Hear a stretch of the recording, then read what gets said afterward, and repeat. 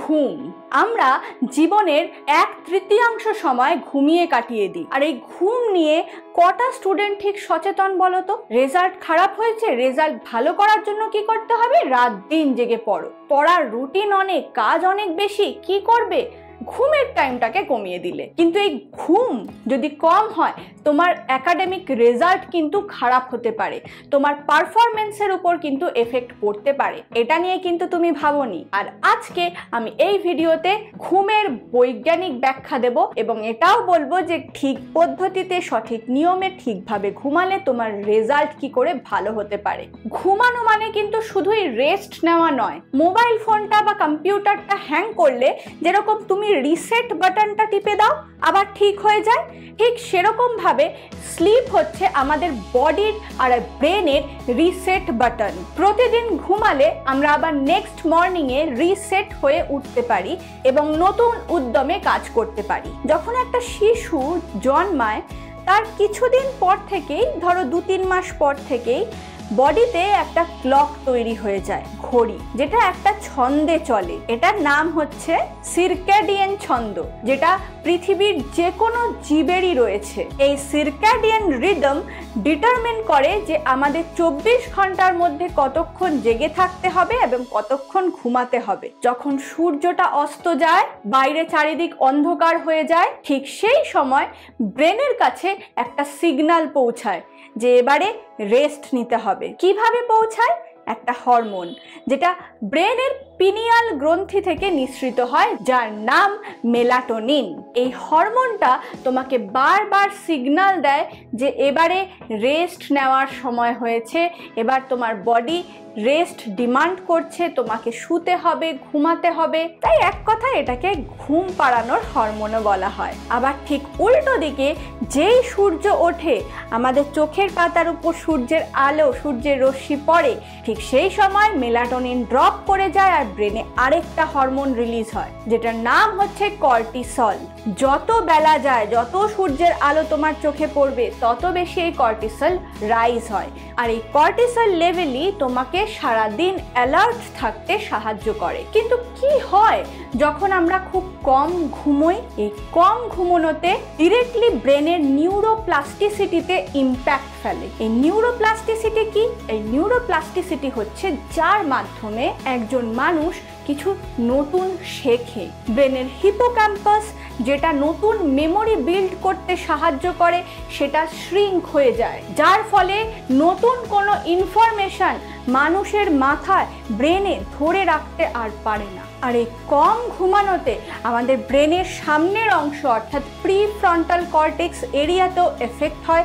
যেই সামনের অংশটাকে ধরা হয় যে এটা আমাদের ডিসিশন মেকিংয়ের জায়গা, যে কোনো ডিসিশন মেকিং করতে, ইম্পালস কন্ট্রোল করতে, যে কোনো কাজে ফোকাস করতে এই সামনের অংশটা সাহায্য করে, আর যেটাতে কম ঘুমানোর ফলে প্রবলেম দেখা যায়। আর এই সমস্ত কিছু তথ্য খুব ভালো করে বোঝার জন্য আমাদের স্লিপ সাইকেলটাকে বুঝতে হবে। আমাদের ঘুমানোর টোটাল 2টো স্টেজ থাকে। একটা নন র্যাপিড আই মুভমেন্ট স্টেজ, যেটাকে NREM বলে, আরেকটা হচ্ছে REM স্টেজ অর্থাৎ র্যাপিড আই মুভমেন্ট স্টেজ। এই নন র্যাপিড আই মুভমেন্ট স্টেজকে আবার 3টে ভাগে ভাগ করা যায়: NREM 1, NREM 2 এবং NREM 3। NREM 1 হচ্ছে সব থেকে লাইটেস্ট স্লিপ। যখন একটা মানুষ জাস্ট জেগেছিল এবং তারপর ঘুমিয়ে পড়লো, ঠিক সেই সময়টা। এই সময়টা চট করে ঘুম ভেঙে যাওয়ারও চান্স থাকে যদি কোনো আওয়াজ টাওয়াজ হয়। মাঝে মাঝে ঘুমানোর সময় মনে হয় না এই বুঝি পড়ে যাচ্ছি ধুপ করে, যেটাকে বলে হিপনিক জার্ক। এই হিপনিক জার্কও N1 স্টেজে দেখা যায়। এটা খুব বেশিক্ষণ লাস্ট করে না, এটা 5 থেকে 10 মিনিটের মধ্যে এই স্টেজটা শেষ হয়ে যায়। এরপরে জাম্প করে NREM 2 স্টেজে, যেটা আমাদের ওভারঅল ঘুমের সাইকেলের 50% হয়। এই স্টেজে তোমার বডি রিল্যাক্স করতে শুরু করে, তোমার হার্ট রেট স্লো হয়ে যায়, তোমার বডির টেম্পারেচার ড্রপ করে। ঘুমানোর সময় ব্রেনের যে গ্রাফ তৈরি হয়, সেখানে দেখা গেছে এই স্টেজে বেশ কিছু স্লিপ স্পিন্ডেল তৈরি হয়, কে কমপ্লেক্স তৈরি হয়, আর এইগুলো আমাদের ব্রেনে মেমোরি কনসলিডেশনে ভীষণভাবে হেল্প করে। আর এই স্টেজেও পাশে কেউ ফিসফিস করে কথা বললেই যে তুমি ঘুম থেকে উঠে যাবে সেটা কিন্তু হয় না, একটু ডিপ স্লিপে যাও। আর তারপরে NREM 3, সেটা হচ্ছে ডিপেস্ট স্লিপ, যেটাকে আমরা ডিপ স্লিপ বলি, সেটা হচ্ছে এই স্টেজটা। এটাকে আরেকটা কথায় স্লো ওয়েভ স্লিপও বলা হয়। আর এই স্টেজটা 20 থেকে 40 মিনিটের মতন থাকে। এটাতে তোমার ব্রেন সব থেকে স্লোয়েস্ট ওয়েভ প্রডিউস করে, যেগুলোকে ডেল্টা ওয়েভসও বলা হয়। আর এই স্টেজেই তোমার বডি ফিজিক্যালি রিপেয়ার করে, যেখানে তোমার টিস্যু গ্রো করে, গ্রোথ হরমোন রিলিজ হয়, তোমার মাসেল রিজেনারেট করে। আর এই স্টেজটার জন্যই তুমি নেক্সট দিন উঠে রিফ্রেশড ফিল করো, যে বাহ দারুণ ঘুম হয়েছে, আমি আর টায়ার্ড নই। তারপরে লাস্ট স্টেজ হচ্ছে REM বা র্যাপিড আই মুভমেন্ট স্টেজ, যেখানে তোমার চোখের পাতার নিচে তোমার আইবলটা কিন্তু মুভ করে। এই স্টেজটা সবার লাস্ট স্টেজ। যত তুমি ভোরের দিকে যাবে এই স্টেজটা তত বেশি বড় হতে থাকে। মোটামুটি একবার ঘুমিয়ে পড়ার পরে 90 মিনিট পর থেকে এই স্লিপের স্টেজটা শুরু হয়। তুমি যে ঘুমিয়ে স্বপ্ন দেখো, এই স্বপ্নগুলো কিন্তু তুমি বেসিক্যালি এই REM বা REM স্টেজেই দেখো। এই স্টেজে তোমার ব্রেন ইমোশন কন্ট্রোল করতে শেখে, নতুন মেমোরি তৈরি করতে শেখে, প্রবলেম সলভিং এর ক্যাপাবিলিটি এই স্টেজে বাড়ে। আর আরো একটা ইন্টারেস্টিং জিনিস, এই স্টেজে কিন্তু তুমি পার্শিয়ালি প্যারালাইজ থাকো, কারণ স্বপ্ন দেখে সেটাকে যদি হাত পা ছুড়ে করতে যাও তাহলে তো মহা মুশকিল। তো সেই জন্য যাতে বিপদ আপদ না হয়, আমাদের বডি অলরেডি সেটা জানে, তাই জন্য এই স্টেজে আমরা পার্শিয়ালি প্যারালাইজড হয়ে যাই। আর এই গোটা সাইকেল মানে N1, N2, N3, REM, এই 4টে করে স্টেজ গোটা রাত্রের মধ্যে 4 থেকে 6 বার রিপিট হয়। এবার ঘুম কম হলে বা ইনকমপ্লিট হলে কি প্রবলেমটা হয়? ধরো তোমার N3 স্টেজের আগে ঘুমটা ভেঙে গেল, তোমার পাশে একটা মোবাইল রিং হচ্ছে বা তোমাকে কেউ ডেকে দিল বা কোনো একটা জোরে আওয়াজ হলো, তোমার ঘুম ভেঙে গেল। তাহলে কিন্তু তুমি আবার যখন ঘুমাবে তখন N3 সাইকেলটা দিয়ে কিন্তু যাবে না, আবার N1 থেকে শুরু হবে। তাই জন্য গোটা যে সাইকেল, একটা গোটা রাত্রের মধ্যে যে 4 থেকে 6টা স্লিপ সাইকেল কমপ্লিট করার কথা বলা হচ্ছে, সেইটা কিন্তু কমপ্লিট হয় না। যার ফলে যেই স্টেজে ঘুমটা ভেঙে যাচ্ছে সেই স্টেজের যে পার্টিকুলার কাজটা, সেটা কিন্তু বডি করতেও পারে না। এবার N3 বা ডিপ স্লিপের কাজ সব থেকে বেশি, যেটা তোমার বডিকে, হোল বডি আর ব্রেনকে রিপেয়ার করছে, সেটাই বন্ধ হয়ে যাচ্ছে। N2 এর কাজও সাংঘাতিক, তোমার মেমোরি কনসলিডেট করছে, সেটাও ব্রেক হয়ে যাচ্ছে। তাই তুমি যত ঘন্টায় ঘুমাও, যদি ডিসরাপ্টেড স্লিপ হয়, যদি ঘুম প্রপারলি না হয়, তাহলে কিন্তু তুমি রিফ্রেশড ফিল করবে না এবং সেটা তোমার পুরো দিনের কাজের উপরেও কিন্তু ব্যাঘাত ঘটবে। ঠিক করে না ঘুমালে পরের যে কাজ, তুমি সকালে উঠে যে তোমার ডেইলি চার্ট প্রিপেয়ার করেছো, পড়ার রুটিন প্রিপেয়ার করেছো, সেগুলোতে তুমি ভালো করে ফোকাস করতে পারবে না। তুমি হয়তো ভাবছো যে 4 ঘন্টা ঘুমিয়ে আমি পরের দিন উঠে আমি বেশি বেশি করে ঠিক ম্যানেজ করে নেব। অ্যাকচুয়ালি কিন্তু সেটা হয় না। আদপে সেটা তোমাকে এত বেশি স্ট্রেসড করে দিচ্ছে, যার ফলে তুমি যেগুলো নতুন পড়ছো এবং যেগুলো মাথায় রাখার চেষ্টা করছো, আসলে তুমি সেগুলো মাথায় রাখতে পারছো না, এবং যার ফলে তৈরি হচ্ছে আরো বেশি অ্যাংজাইটি, স্ট্রেস।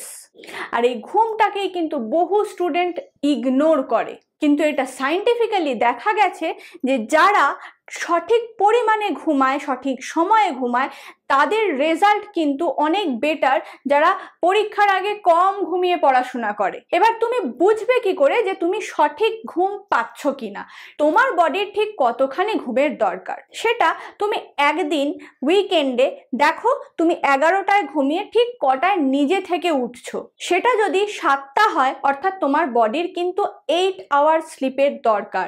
যদি সেটা 6টা হয়, তার মানে তোমার বডির কিন্তু 7 আওয়ার স্লিপের দরকার। আর একজন স্টুডেন্টের মোটামুটি 7 to 8 আওয়ার স্লিপ কিন্তু প্রত্যেকেরই দরকার, যেটা প্রত্যেকে পায় না। এবার মজার ব্যাপার হচ্ছে, অনেক স্টুডেন্ট ভাবে উইকেন্ডে আমরা পুষিয়ে নেব বা পরীক্ষাটা হয়ে যাক তারপরে আমরা পুষিয়ে নেব। অ্যাকচুয়ালি সেটা কিন্তু আরো অ্যাডভার্স হয়ে যায়।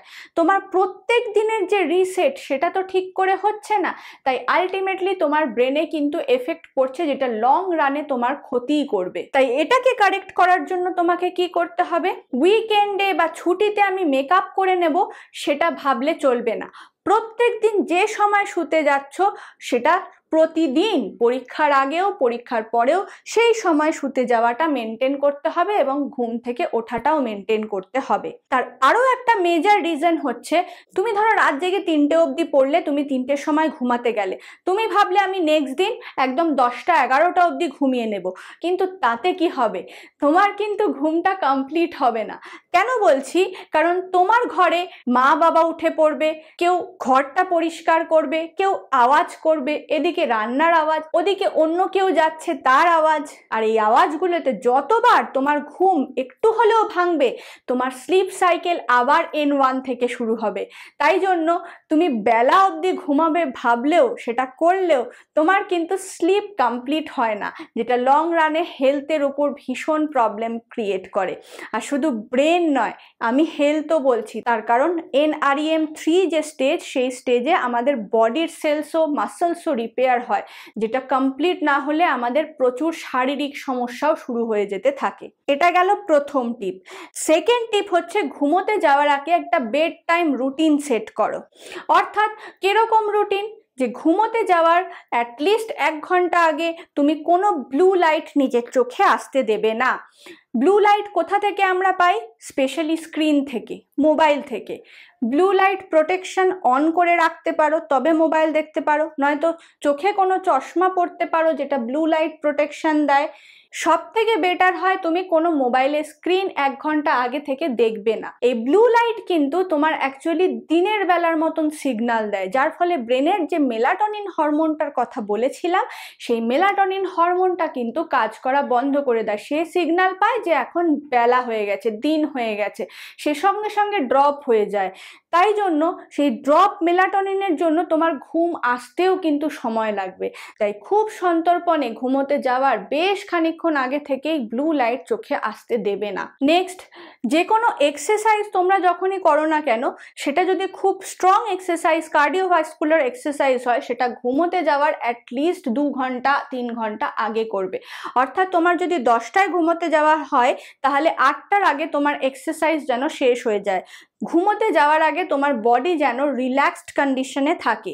ইনফ্যাক্ট বলা হয় সন্ধেবেলা এক্সারসাইজ নাকি সব থেকে ভালো, সেই সময় বডি স্ট্রেসড হয়ে যায়, আর তার ফলে বডি টায়ার্ড হয়ে গিয়ে খুব ভালো করে ঘুমিয়ে পড়ে। কিন্তু যদি সেটা তুমি 1 ঘন্টা আগে বা 2 ঘন্টার মধ্যে করো, তাহলে বলা হয় ব্রেনে এতটাই স্ট্রেসড সিগন্যাল পৌঁছায়, যার ফলে ঘুম আসতে ডিলে হয়। তাই ঘুমোতে যাওয়ার 2 ঘন্টা আগে থেকে কোনো স্ট্রেনিয়াস কাজ করবে না এবং বডিকে যতটা সম্ভব রিল্যাক্সড রাখবে। 4 নাম্বার যে পয়েন্ট, সেটা হচ্ছে অবশ্যই নিজের যে শোয়ার পরিবেশ, সেটাকে কমফোর্টেবল রাখবে। ঘর অগোছালো, তুমি বিছানার উপর ঝাঁপ মেরে শুয়ে পড়লে, সেটা যেন করো না। বিছানা প্রপারলি একটা গুছিয়ে বালিশ পেতে সুন্দর করে ঘর অন্ধকার করে ঘুমাবে, যাতে ঘুমানোর মাঝখানে তোমার কোনো রকম ডিসরাপশন না হয়। লাইট জ্বেলে ঘুমিয়ে পড়লে হঠাৎ করে চোখ খুলে দেখলে লাইট আছে, তারপর তোমার ঘুমটা আবার ভেঙে গেল, সেইটা করো না। প্রপারলি টাইম সেট করে ঘুমের একটা এনভায়রনমেন্ট তৈরি করে ঘুমাতে যাও, তাহলে দেখবে প্রপারলি ঘুমের জন্য শুধু তোমার রেজাল্ট কতখানি ভালো হচ্ছে, সে জীবনে তুমি যেই কাজই করতে যাও না কেন।